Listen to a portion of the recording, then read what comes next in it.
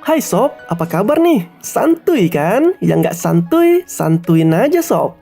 Alur cerita film kali ini berjudul Pimak yang rilis tahun 2013. Menceritakan bagaimana kisah seorang insan yang saling mencintai satu sama lain. Namun yang uniknya, walau kekasihnya telah mati bahkan berubah menjadi hantu, sang pria tetap mencintainya. Mereka saling mencintai walau telah berbeda dunia. Ya, dibilang so sweet, film ini sangat so sweet sekali endingnya. Jadi bagaimana kisah di film ini? Yuk langsung saja kita masuk ke dalam ceritanya. Film ini dimulai dengan memperlihatkan seorang wanita bernama Na yang tengah pendarahan ketika ingin melahirkan.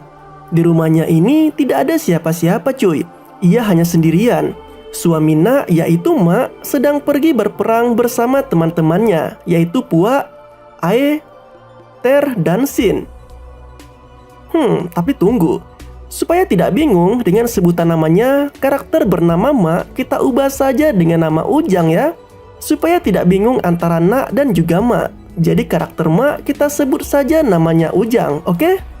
Nah, di saat berperang, Ujang dan teman-temannya hampir putus asa karena bantuan tidak kunjung datang. Sedangkan pasukan mereka sudah banyak yang gugur dan terluka. Tinggallah mereka berlima yang bersembunyi dengan keadaan terluka akibat luka tembakan. Mereka pun berbincang-bincang membicarakan keadaan mereka yang tak mungkin selamat dari perang tersebut. Tetapi Ujang langsung teringat dengan istrinya yaitu Na dan juga bayi di kandungannya. Ujang pun berusaha semangat untuk bisa pulang dalam keadaan hidup bersama teman-temannya ini. Di sisi lain, Na yang sudah melahirkan anaknya selalu menunggu kepulangan suaminya yaitu Ujang. Dia selalu memanggil nama Ujang di ujung dermaga. Hal itu pun membuat warga sekitar langsung kocar-kacir dan langsung menutup rapat-rapat pintu mereka setiap kali Na memanggil nama Ujang. Hal itu dikarenakan Na telah mati dan arwahnya masih gentayangan, sehingga warga sekitar sangat takut dengan hantu Na tersebut. Sembari berjalannya waktu, Ujang dan teman-temannya berhasil selamat dalam peperangan. Meski Ujang dalam keadaan luka akibat tembakan di bagian dadanya. Mereka pun pulang ke rumah Ujang dengan menggunakan perahu. Sesampainya di rumah, Ujang langsung masuk untuk mencari istri dan anaknya. Tetapi saat dia masuk, rumah tampak begitu kosong. Tiba-tiba saja, Na yang begitu mantap ini muncul mengagetkan Ujang yang tengah mencarinya. Mereka pun langsung berpelukan melepas rindu. Di sini terlihat sekali Ujang yang begitu sayang dan cinta kepada istrinya. Kelakuan mereka pun membuat teman-teman Ujang yang menunggu di luar merasa geli melihat kelakuan mereka berdua. Setelah itu pun Ujang menemui anak mereka yang diberi nama Dang. Ujang pun memperkenalkan istrinya ini kepada teman-temannya yang membuat Puak naksir kepada Na. Puak mah gitu, nggak bisa lihat yang bening dikit. Ujang pun meminta agar teman-temannya menginap lebih lama lagi di tempat ini. Ujang lalu memberi tempat tinggal, yaitu bekas rumah makciknya yang telah meninggal di seberang sungai. Karena rumah itu bekas rumah orang yang telah meninggal, teman-teman Ujang agak sedikit takut. Tapi ya mau gimana lagi, mereka juga butuh tempat tinggal untuk istirahat. Setelah itu Ujang dan Na pun bermanja-manja sambil berbincang-bincang. Di tengah perbincangan, Na mengerjai Ujang dengan mengatakan ada hantu di sekitar mereka yang membuat Ujang sangat takut. Dia pun langsung mengambil jimat yang fungsinya untuk menangkal hantu. Setelah itu, Ujang pun kembali bermanja-manja lagi dengan istrinya yang mantap ini. Tak lama Na pun pergi menidur kandang di ayunan sambil bernyanyi. Suara Na yang menggema ke penduduk desa membuat warga sekitar merasa ketakutan mendengarnya. Na lalu menghampiri Ujang yang sedang tertidur pulas. Dia memandangi Ujang dengan tatapan yang sedih. Pagi harinya, Sin yang terbangun duluan bermain dengan burung yang datang ke rumah itu, hingga membuat yang lainnya terbangun. Puak yang lagi santuy pun jadi marah kepada Sin karena telah mengganggu tidurnya. Di sela itu, Ujang pun datang memanggil mereka semua untuk mengajak mereka pergi ke pasar. Mereka pun pergi ke pasar dengan menggunakan perahu. Sin yang mendayu perahu melihat Na di jendela rumah sambil menggendong anaknya. Dia pun melambaikan tangannya kepada Na, tetapi Na tidak merespon. Tak lama, Na menghilang. Hal itu pun membuat Sin menjadi heran. Sesampainya di pasar yang begitu ramai, Ujang pun mencoba membeli kue. Tetapi penjual kue ini ketakutan saat melihat Ujang dan pergi meninggalkan dagangannya. Hal serupa pun mereka alami saat membeli ikan. Mereka seperti ketakutan ketika melihat Ujang. Mereka pun menjadi heran, kenapa pula mereka kabur?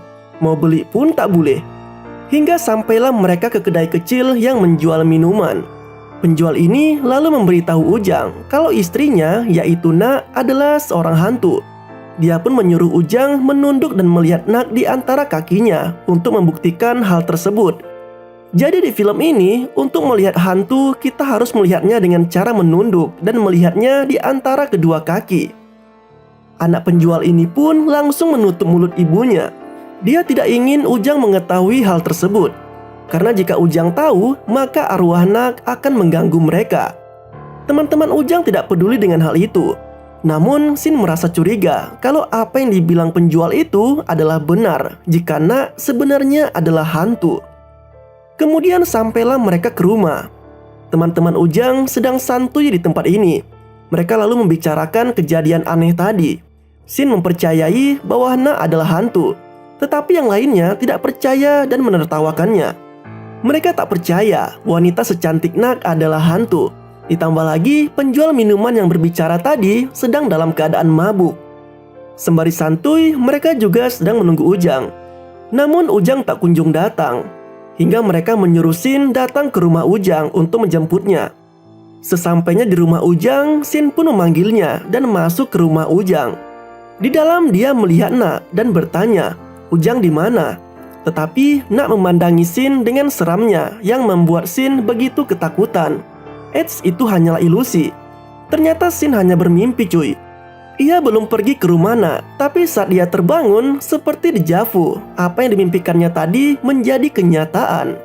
Sin pun benar-benar pergi ke rumah Ujang untuk memanggilnya, mengulang semua yang terjadi di mimpinya. Hanya saja bedanya bukan Nak yang ia temui, tetapi keadaan rumah yang begitu kotor. Ayunan dang yang mengayun sendiri, buah yang jatuh dengan sendirinya, dan tangan Nak yang memanjang saat mengambil jeruk yang jatuh. Sin pun langsung pergi dan kembali pada teman-temannya yang tengah berjoget bersama. Sin lalu memberitahu temannya tentang kejadian yang ia alami. Tetapi temannya masih saja tidak percaya apa yang dikatakan Sin. Di pagi harinya, Ujang dan teman-temannya sedang memperbaiki rumah Ujang. Ujang meminta tolong kepada Ter untuk mengambil kapak di dalam rumahnya. Dengan malas, Ter pun masuk ke rumah Ujang. Dan dia melihat keadaan rumah Ujang yang sangat kotor dan usang. Ter pun teringat dengan perkataan Sin kemarin. Dia pun menjadi takut dan was-was ketika melihat Nak. Kemudian Ter mencoba mempraktekkan apa yang dikatakan penjual minuman. Jika ingin melihat hantu, harus melihat di antara kedua kaki dengan cara menunduk. Tapi di sini Ter salah dalam mempraktekannya dan meyakini kalau Nak bukanlah hantu. Setelah itu Ter langsung pergi ke semak-semak untuk membuang hajatnya. Di saat proses pembuangannya, Ter melihat cincin yang berkilau di jari manis tengkorak yang telah terkubur di dalam tanah. Ter langsung ketakutan dan pergi meninggalkan tempat itu. Saat dia berlari, tak sengaja dia menabrak sarang lebah yang membuat wajahnya tersengat dan lebam membengkak. Hal itu pun membuat ia susah untuk berbicara saat ingin memberitahu apa yang dia lihat tadi. Di sini Ter sudah yakin kalau Nak adalah hantu, karena melihat cincin di tengkorak tadi sama persis dengan cincin yang dipakai oleh Ujang. Cincin itu adalah cincin perkawinan Nak dan Ujang. Ter berusaha memberitahu teman-temannya, walau teman-temannya tidak mengerti apa yang dia katakan. Ter pun mencari buku dan pulpen dan menulis apa yang ingin dia bilang. Teman-temannya pun kaget saat melihat tulisan Ter. Di saat itu Ujang pun datang menghampiri mereka berempat dan melihat tulisan yang ditulis oleh Ter. Ujang pun terkejut. Teman-teman Ujang langsung bergegas pergi dan membereskan pakaian mereka. Di sini mereka pun melihat-lihat rumah Ujang untuk mengetahui ekspresi Ujang saat melihat tulisan itu. Lalu mereka melihat Ujang yang masuk ke rumahnya mendatangi Nak sambil marah mengatakan ia telah tahu semuanya. Nak sudah berpikir Ujang sudah tahu tentang ia yang sekarang. Tetapi ternyata belum cuy. Karena tulisan yang ditulis oleh Ter yang dibaca oleh Ujang tadi tertulis Nak ialah kotor. Makanya saat Ujang masuk dan sedikit marah kepada Nak, Tak berapa lama mereka pun kembali romantis. Karena Ujang terjebak bersama hantu, teman-temannya tidak sanggup meninggalkan Ujang sendirian. Nah, mereka pun pergi untuk menemui Ujang dan memberitahu tentang Nak yang sebenarnya.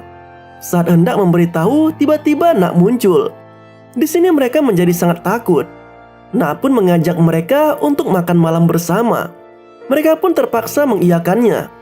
Saat makan malam, Ujang menawarkan mereka menu makanan yang dibuat Nak. Di sini mereka terpaksa memakannya karena tatapan Nak kepada mereka begitu sangat seram. Makanan yang dimakan mereka juga makanan yang penuh dengan ulat. Tetapi mereka tetap memakannya demi Ujang dan karena takut kepada Nak. Setelah makan malam, Ujang membawa Dang untuk bermain bersama mereka. Setelah itu, Ujang mengajak mereka bermain game tebak gerakan. Nah, di sini cuy, saat Ter menunjuk Nak sebagai tebakan kata mati, membuat mereka tersentak telah mengatakan Nak telah mati. Mereka pun langsung buru-buru pergi meninggalkan rumah Ujang. Kemudian Ujang pun datang menyusul teman-temannya ini. Dia sangat marah dan mengusir mereka karena mengatakan Nak telah mati dan menjadi hantu. Setelah kejadian itu, Ujang dan Nak pun pergi ke sebuah tempat seperti pasar malam. Di sana, Ujang dan Nak bersenang-senang dengan menaiki beberapa wahana yang ada di sana. Di pasar malam tersebut, teman-teman Ujang ternyata telah menyusun rencana untuk menculik Ujang agar ikut pergi bersama mereka. Di wahana rumah hantu, mereka pun berhasil menculik dan membawa Ujang. Mereka juga membawa dan mempersiapkan seperti jimat sebagai penangkal hantu. Tetapi sesampainya mereka di tengah hutan, mereka berdebat dan tiba-tiba saja Ujang mengeluarkan darah yang cukup banyak dari dadanya akibat bekas luka tembak dari peperangan kemarin. Melihat darah yang begitu banyak, Ter dan Sin berpikir kalau Ujanglah yang telah mati dan menjadi hantu. Karena tengkorak bercincin yang ditemui Ter kemarin adalah cincin perkawinan yang juga dipakai Ujang. Ter pun langsung melempar jimat yang telah mereka persiapkan kepada Ujang. Ujang pun langsung menjerit kesakitan. Melihat itu, mereka langsung pergi meninggalkan Ujang sendirian di dalam hutan. Dan alangkah pintarnya, mereka langsung menemui Nak ke rumahnya dan mengajak Nak pergi bersama mereka. Di perjalanan, mereka menggunakan sampan atau perahu. Tiba-tiba Ujang pun muncul dan mendatangi perahu mereka dengan masuk ke sungai tersebut hingga hampir tenggelam. Mereka pun menolong Ujang dan mempercayai ternyata Ujang bukanlah hantu. Karena hantu tak akan mungkin lemas dan tenggelam. Nah, tak berapa lama, Ter pun langsung tersadar siapa hantu yang sebenarnya. Tiba-tiba Ae menjatuhkan cincin yang sama dengan cincin di tengkorak tersebut. Mereka pun menjatuhkan Ae ke sungai, mengingat perahu juga kelebihan beban hingga hampir tenggelam. Saat mereka hendak pergi, mereka kesulitan mendayu karena dayuhan juga telah dibuang untuk meringankan beban perahu.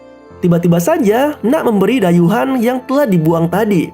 Ter pun tersadar bagaimana cara Nak mengambil dayuhan yang telah terbuang jauh.